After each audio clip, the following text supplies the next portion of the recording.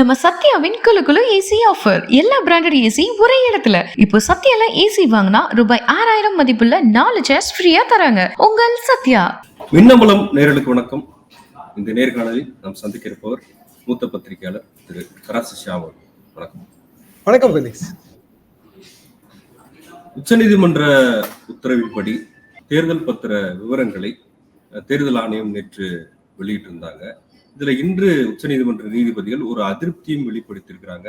முழு விவரங்களை ஏன் கொடுக்கவில்லை, அந்த சீரியல் நம்பர்ஸ் ஏன் கொடுக்கல, யாரு யாருக்கு கொடுத்தாங்க அப்படிங்கிறது தெரியாம இருக்கு அப்படிங்கிற ஒரு குழப்பமான ஒரு சூழ்நிலையில உச்சநீதிமன்ற நீதிபதிகள் ஒரு அதிருப்தியும் வெளிப்படுத்தியிருக்கிறாங்க. ஒரு வார காலத்தில் அதையும் முழு விவரங்களையும் கொடுக்கணும் அப்படின்னு சொல்லியிருக்கிறாங்க. இதுல குறிப்பா அதிக நிதி கொடுத்தவர் அப்படின்னு பார்த்தோம்னா மார்டின் சாண்டியாகோ, அவருதான், அந்த பேர் தான் இன்னைக்கு அதிகமா பேசப்படுகிற ஒரு சூழல் இருக்கு. கிட்டத்தட்ட 1368 கோடி அவர் வந்து தேர்தல் பத்திரங்கள் மூலமா நிதியா கொடுத்திருக்குது அவருடைய நிறுவனம். எப்படி பாக்குறீங்க சார்? உச்சநீதிமன்றம் வந்து திங்கட்கிழமைக்குள் எண்களை கேட்டிருக்கிறார்கள். அதாவது இது ஆரம்பத்துல இது ஒரு அனானிமஸ் ஸ்கீம் தான். அதாவது தேர்தல் பத்திரங்கிறது ஒரு ரூபா நோட்டு மாதிரி. இப்போ உங்ககிட்ட ரூபாய் இருக்கு அப்படின்னா அது யார்கிட்ட இருந்து வந்ததுன்னு உங்களுக்கு தெரியாது, எத்தனை கை மாறி வந்ததுன்னு தெரியாது. பாண்டுங்கிறது அப்படிதான், பேரர் பாண்டு. பாண்டு யார் வச்சிருக்கிறாங்களோ அவங்களுக்கு வந்து அதுல குறிப்பிடப்பட்டுள்ள தொகை சொந்தம். இந்த பேரர் பாண்டு ஸ்கீம் நிறைய இடத்துல இருக்கு. அப்போ தேர்தல் நன்கொடை பத்திரம் மூலமாக திரட்டுதல் என்பது தவறு. இதான் 2018 2019 வாதம். என்ன காரணம்னா, அதுக்கு முன்னாடி ட்ரஸ்ட் இருந்துச்சு, அறக்கட்டளை இருந்துச்சு, தேர்தல் அறக்கட்டளை. அதுல வந்து எல்லா விவரங்களும் வெளிப்படைத்தன்மையோடு இருக்கும். எப்போ வேணாலும் யார் வேணாலும் அதை ஆக்சஸ் பண்ணிக்கலாம். வருமான வரி விலக்கு அரசியல் கட்சிகளுக்கு எப்போதும் போல உண்டு. இதை மாத்தித்தான் பாண்டு கொண்டு வந்தாங்க, பேரர் பாண்டு. இதே மாதிரி இந்தியாவில் இதுக்கு முந்தி ஒரு பேரர் பாண்டு ஸ்கீம் இருந்தது. அது கருப்பு பண பேரர் பாண்டு. அதாவது கருப்பு பணம் வச்சிருக்கவங்க, ஆனா அவங்களால வந்து மத்திய அரசாங்கத்தால அவங்கள வந்து கம்ப்ளீட்டா வந்து பிடிக்க முடியல. நாட்டோட பொது பொருளாதாரத்துக்கு வராம பல்லாயிரம் கோடி ரூபா வந்து முடங்கி இருக்கு தனிநபர்கள்ட்ட இல்ல நிறுவனங்கள்ட்ட. அதனால அவங்க வந்து ஒரு பேரர் பாண்டு, பிளாக் மணி பேரர் பாண்டு வாங்கிக்கலாம். 12 வருஷம் கழிச்சு அந்த பேரர் பாண்டை என்கேஷ் பண்ணலாம். வட்டி வந்து ரொம்ப குறைஞ்ச வட்டி தான் வந்து கவர்மெண்ட் கொடுக்கும். ஏன்னா அவங்க பணம் கட்டும் போது கவர்மெண்ட்டுக்கு உடனடியா பணம் வந்துட்டு 12 வருஷம் கழிச்சு தான் அது ரீபே ஆகுது, அதுவும் குறைஞ்ச வட்டி. இப்படியான ஒரு ஸ்கீம் வந்து 80s வந்துச்சுங்க. என்ன ஆச்சு அப்படின்னா, பேரர் பாண்டே போலியா அடிச்சு கடுமையான பேரர் பாண்ட் நடமாட்டம் ஆயிடுச்சு. பெரிய ஸ்கீமு, பெரிய ஸ்கேமு. அதை வந்து கண்டே பிடிக்கல, கடைசி வரைக்கும் கண்டே பிடிக்கல. ஸோ அதை கோட் பண்ணி ஸ்டேட் பேங்க் வந்து ஃபைனான்ஸ் மினிஸ்ட்ரிக்கு இந்த இபி ஸ்கீம் வந்தப்போ, எலக்டோரல் பேரர் பாண்ட் ஸ்கீம் வந்தப்போ ஒரு கடிதம் போடுச்சு. இந்த மாதிரி இதில் வந்து பெரிய முறைகேடு வந்துடும், இது வந்து அனானிமஸாக வச்சிருக்க கூடாது, ஏதாவது ஒரு வகையில் இதில் வந்து நம்ம செக் வைக்கணுங்கும் போது தான் அந்த ஹிடன் சீரியல் நம்பருங்கிற கான்செப்டை கொண்டு வந்தாங்க. அதாவது பாண்டை பார்த்தா நம்பர் தெரியாது, பாண்ட்ல வந்து யூவி லைட் அடிச்சா நம்பர் தெரியும். அந்த நம்பர் போட்டு தான் பாண்டு இஷ்யூ ஆச்சு. இப்போ இதுல அடிப்படை பிரச்சனை என்னன்னா, கார்பரேட் கம்பெனிகளுக்கு ஒரு வாக்குறுதி என்னன்னா, நீங்க கொடுக்குற நிதி விவரம் ரகசியமாக வைக்கப்படுங்கிறது. ஆனா அடிப்படையில் அது ரகசியமா முதல்ல இருந்தே இல்லை. இப்போ வந்து அது வந்து சுப்ரீம் கோர்ட் அந்த நடைமுறையை ரத்து பண்ணி ரகசியமே கிடையாது, வெளியிடுங்கன்னு கட்டளை பிறப்பிச்சிருச்சு. வெளியிடுங்கன்னு கட்டளை பிறப்பிக்கும் போது ஸ்டேட் பேங்க் வந்து நடுவில் கொஞ்சம் பக்கத்தை காணும் கதையா வந்து 2018 இருந்து 2019 வரைக்குமான 2500 கோடி ரூபாய் பத்திர விவகாரத்தை இன்னும் வெளியிடவே இல்லை. டோட்டலா நேற்றுக்கு எலெக்ஷன் கமிஷன் பப்ளிஷ் பண்ணியிருக்கிற டேட்டால அது இல்லை. ஸோ இது அடுத்த கட்டமா திங்கக்கிழமை வரும். அது ஏன் இல்லைங்கிற கேள்வி வரும். ஏன்னா 2500 கோடி ரூபாய் பெரிய தொகை. பிஜேபி தான் ரூலிங்ல இருக்கு. அப்பவும் 2019 இருந்து இப்போ வரைக்கும் பேரர் பாண்டு ஸ்கீமு எவ்வளவு ரூபாய், பாண்டு யார் வாங்கினாங்க, என்னென்ன கம்பெனி என்கேஷ் பண்ணுச்சு. ஆனா மேட்சிங் கிடையாது. இந்த பாண்டு இந்த கம்பெனிங்கிற மேட்சிங் கிடையாது. சுப்ரீம் கோர்ட்டே வந்து மேட்சிங் இல்லைங்கிற ஒரு முடிவுக்கு ஏன் வந்துச்சுன்னா, ஸ்டேட் பேங்க் போய் அவகாசம் கேட்டதுனாலதான் வந்துச்சு. ஸ்டேட் பேங்க் நினைச்சிருந்தா அது 24 மணி நேரத்துல கொடுத்துருந்துருக்கலாம். அது ஒன்றும் பெரிய விஷயமே கிடையாது. மொத்தமே 2217 பாண்டு தான் டோட்டல் நம்பர் ஆஃப் பாண்டு. அது ஒரு குறிப்பிட்ட கிளைகள் தான் வித்திருக்கு. அதுலயும் ஸ்டேட் பேங்க்ல ஒரு குறிப்பிட்ட கிளை வந்து கிட்டத்தட்ட 60% பாண்டு அந்த கிளை மூலமா தான் இஷ்யூ ஆயிருக்கு. அப்போ வந்து 2 சைலோ தான், ஒரு தொகுப்புல பாண்டு வாங்கினவங்க, ஒரு தொகுப்புல வந்து பாண்டை என்கேஷ் பண்ணவங்க. மேட்ச் பண்ணி தாராளமா கொடுக்கலாம். ஆனா அதே காரணமா சொல்லி கால அவகாசம் கேட்டாங்க, ஜூன் வரைக்கும், அதாவது தேர்தல் முடிகிற வரைக்கும் கால அவகாசம். சுப்ரீம் கோர்ட் அதுக்கு ஒத்துக்கிடல. நீ ரா டேட்டாவை அப்படியே கொடுத்துரு, மேட்ச் பண்ண வேண்டாம் என்று சொன்ன உடனே ரா டேட்டா சேர்ந்துருச்சு. அது பிறகு சுப்ரீம் கோர்ட் ரொம்ப கிளவரா இப்போ நீ நம்பர் வைஸ் மேட்ச் பண்ணுன்னு சொல்லுது.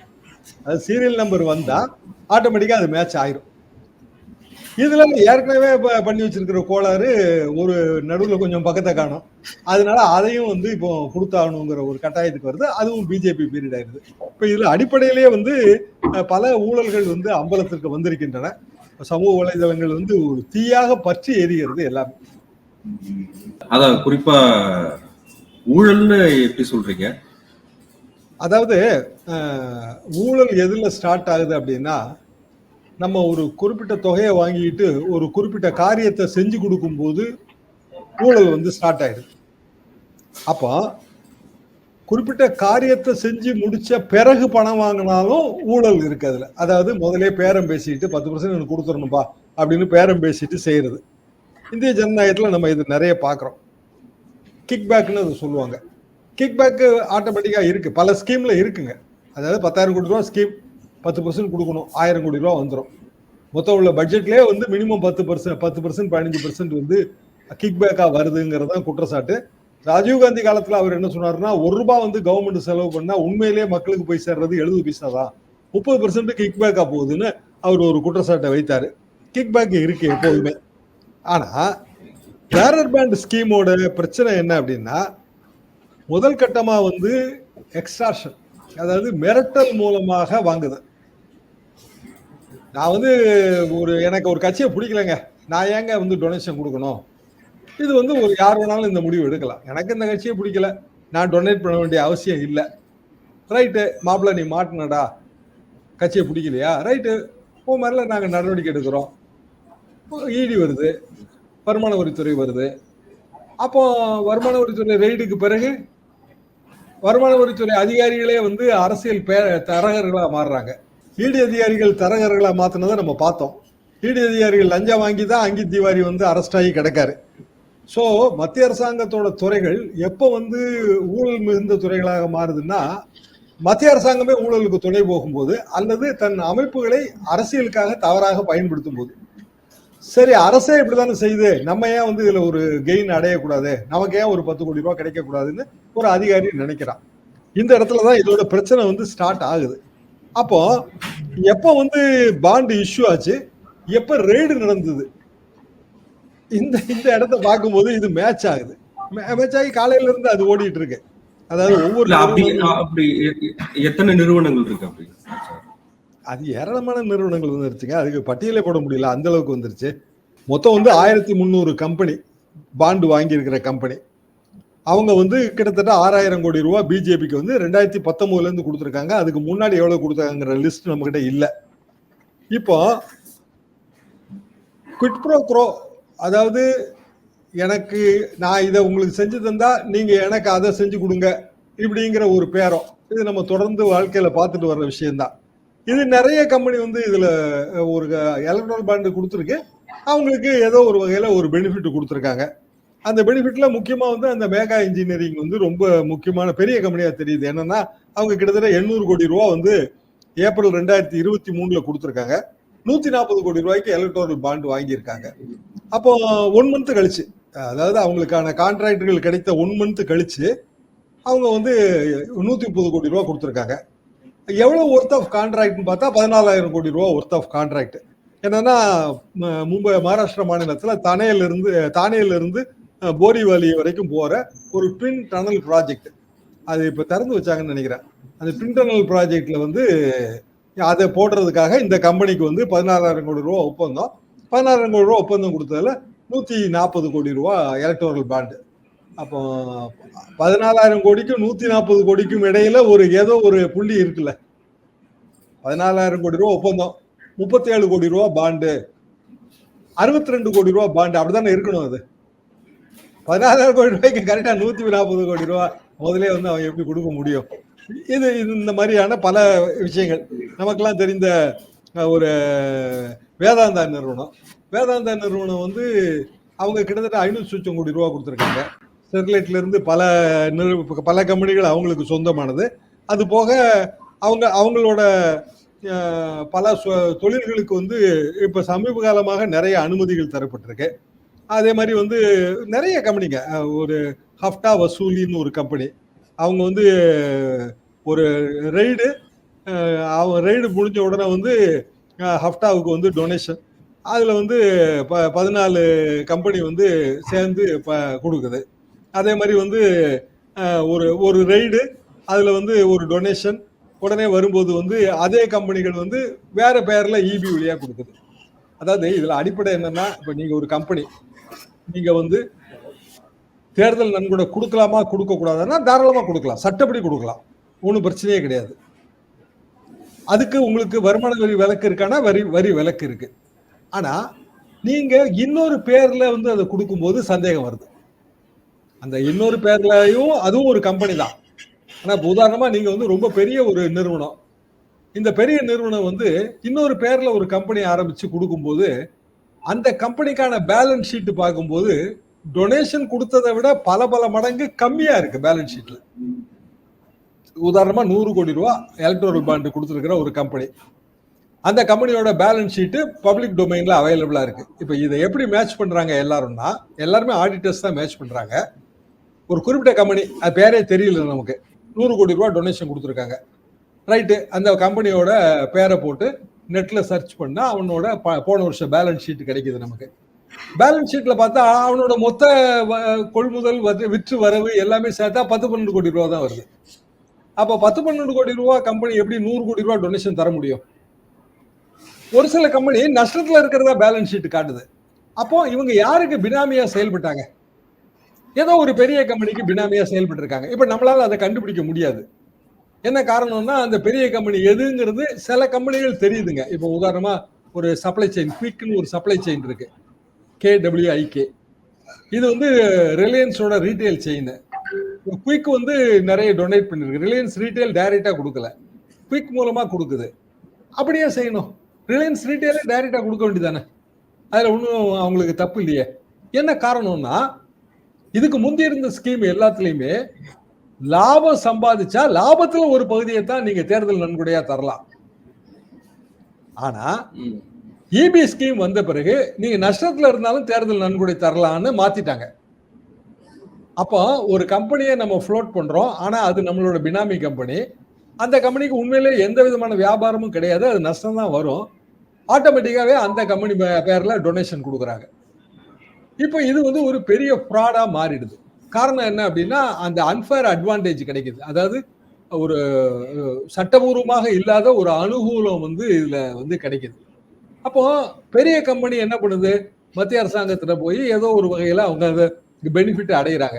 ஆனா அவங்க என்ன சொல்லுவாங்க, நாங்க ரொம்ப அப்பழுக்கற்றவர்கள், நாங்க எங்களோட வழக்கமான டெண்டர் புள்ளியில எங்க கம்பெனியோட நன்மதிப்புக்காக கிடைக்கப்பட்ட ஒரு கான்ட்ராக்ட், ஒரு ஒப்பந்தம் இது, நாங்க எந்த விதமான தேர்தல் நன்கொடையும் கொடுக்கல, யாருக்கும் 10 பைசா கூட கொடுக்கல, எங்களுக்கு வந்து 14,000 கோடி ரூபாய்க்கு வந்து ஒரு இது கிடைச்சது, ஒப்பந்தம் கிடைச்சது, அப்படித்தானே அவங்க வாதம் வருது.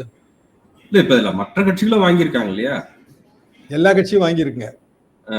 அதாவது பிஜேபிக்கு அடுத்தது திரிணாமுல் காங்கிரஸ் தான். அது இன்னும் ஆராயணும். என்ன காரணம்னா, திரிணாமுல் காங்கிரஸ் ஒரு ஸ்டேட் தான். ஒரு ஸ்டேட் கட்சிக்கு வந்து இவ்வளவு வந்து நன்கொடை வந்திருக்க கூடாது நியாயமா. மத்திய அரசாங்கத்தோட கட்சிக்கு நன்கொடை வந்தது, அது புரிஞ்சுக்க முடியுது நம்மளால. ஆனா இதுல ஏன் வந்து பிஜேபி எல்லாரும் குற்றம் சொல்றோம் அப்படின்னா, பிஜேபி நாங்க ஊழலே செய்யாத கட்சின்னு மாறுதட்டிக்கிறதுனால. முதல் முறையாக சிஏஜி ரிப்போர்ட்ல தான் பிஜேபியோட ஊழல்கள் வெளியில வந்துச்சு. இப்போ சுப்ரீம் கோர்ட்ல இது அம்பலப்படும் போது சிஏஜி ரிப்போர்ட்டாவது ஒரு வகையில கவர்மெண்ட் சார்ந்ததுங்க. உச்சநீதிமன்றத்துக்கு வரும்போது உச்சநீதிமன்றம் கவர்மெண்ட் சார்ந்தது கிடையாது. இந்த நாட்டோட சுதந்திரமான அமைப்புகள்ல, மிச்சம் இருக்கிற சுதந்திரமான அமைப்புகள்ல அதுவும் ஒண்ணு. அப்ப உச்சநீதிமன்றத்துக்குள்ள வரும்போது பப்ளிக் டொமைனுக்கு டேட்டா வரும்போது analysis done by professional auditors, பத்திரிகையாளர்கள் கிடையாது.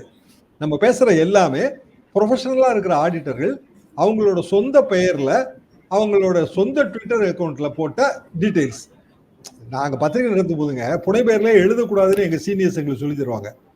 உங்க சொந்த பேர்ல எழுதுங்க, ஏன் நீங்க புனை பேர்ல எழுதுறீங்க? சொந்த பேர்ல எழுதினா தான் நீங்க ரெஸ்பான்சிபிள். ஒளிஞ்சுக்கிட்டு மறைஞ்சுக்கிட்டு வந்து அரசியல் கருத்தையும் அல்லது வந்து இந்த மாதிரி ஊழல் எக்ஸ்போஸையும் நீங்க கொடுக்க கூடாது. இதெல்லாம் எங்களுக்கு எங்க சீனியர் சொல்லி கொடுத்த விஷயம். நான் புனை பேர்ல எழுதவே மாட்டேன் அதுக்காக தான். ஆனா புனை பெயர்லயே வந்து எலக்ட்ரல் பாண்ட் வாங்கலாங்கிறது ரொம்ப அதிர்ச்சியா இருக்கு. அப்போ ஏன் பிஜேபியை குறை சொல்றோம்னா பாண்ட் ஸ்கீமை கொண்டு வந்தது நீங்க தானே. இப்ப அந்த future gaming and hotel services அந்த நிறுவனம் லாட்ரி மார்டின் அப்படின்னு சொல்லப்படுகிற மார்டின் சாண்டியாகோ, அவர் தான் அதிக அளவுல இந்திய அளவுல அதிகமான தேர்தல் பத்திரம் 1200 கோடி ரூபாங்க லார்ஜஸ்ட் டோனர் இந்த டேட்டா. அவர் பின்னணி குறித்தெல்லாம் இப்ப சமூக வலைதளங்கள்ல பலரும் பேசிட்டு இருக்காங்க. அதை எப்படி சார் பாக்குறீங்க? 2022 ஏப்ரல் மாசம் 2ஆம் தேதி இடி வந்து ஃபியூச்சர் நீங்க சொன்ன ஃபியூச்சர் ஹோல்டிங்ஸ் நிறுவனத்தை ஃபியூச்சர் கேமிங் நிறுவனத்தை வந்து ரெய்டு பண்ணுதுங்க. 5 நாள் கழிச்சு 7ஆம் தேதி 100 கோடி ரூபா வந்து இபிஜியில வந்து அவங்க எலக்ட்ரல் பாண்ட் வாங்குறாங்க. இப்ப எலக்ட்ரல் பாண்டை இதை வாங்கினதை நேரா பிஜேபி கொடுத்தாங்களான்னு நமக்கு தெரியாது. உண்மையிலேயே இந்த டேட்டா மூலமா நமக்கு தெரியாது. ஆனா இடின்னு வர்றதுனால நம்ம பிஜேபின்னு நினைக்கிறோம். ஏன்னா இடியை ஏவுறதுக்கு காங்கிரஸ் கட்சிக்கோ இல்ல வந்து திமுகவுக்கோ அதிகாரம் கிடையாது. சோ இயல்பாக வந்துங்க சந்தேகத்துக்கு அப்பாற்பட்டவர்களாக இருந்தா சந்தேகம் வராது. சீசரின் மனைவி சந்தேகத்துக்கு அப்பாற்பட்டவர்களாக இருக்கணும்ல. அப்ப நீங்க ஏற்கனவே நடந்து கொண்ட முறைகள் மூலமாக இடி பேர்ல இடி அதிகாரிகள் பேர்ல பல்வேறு மாநிலங்கள்ல பதியப்பட்டிருக்கிற லஞ்ச ஊழல் வழக்குகள் மூலமாக நம்ம சந்தேகப்படுறோம்.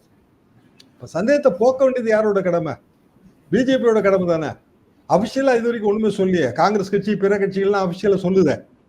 இப்போ இதே நீங்க சொன்ன மார்டின் கம்பெனி அக்டோபர் 2023ங்க ஐடி ரைடு பண்ணும்போது அதுக்கு அடுத்த சில தினங்கள் கழித்து 65 கோடி ரூபாய் எலக்ட்ரல் பாண்ட்.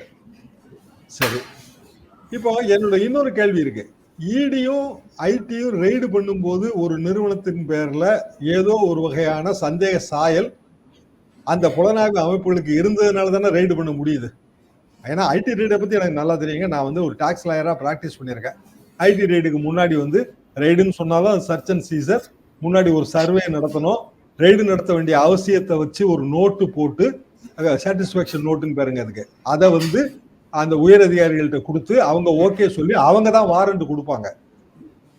ஒரு டாக்ஸ் லாயர் வந்து இதுக்கு எதிராக வாதாடும் போது ஃபர்ஸ்ட் வந்து அந்த ஐடி ரெய்டை தான் வந்து இல்லீகல் ரெய்டுன்னு நிரூபிக்க முயற்சிப்போம். சர்ச் அண்ட் சீசரே இல்லீகல். அதனால நீங்க அதுல எடுத்த ஆவணங்களும் வந்து சட்டவிரோதமாக கைப்பற்றப்பட்டவை. இப்படிதான் முதல் வாதமே. அதனால ரொம்ப கேர்ஃபுல்லா இருப்பாங்க.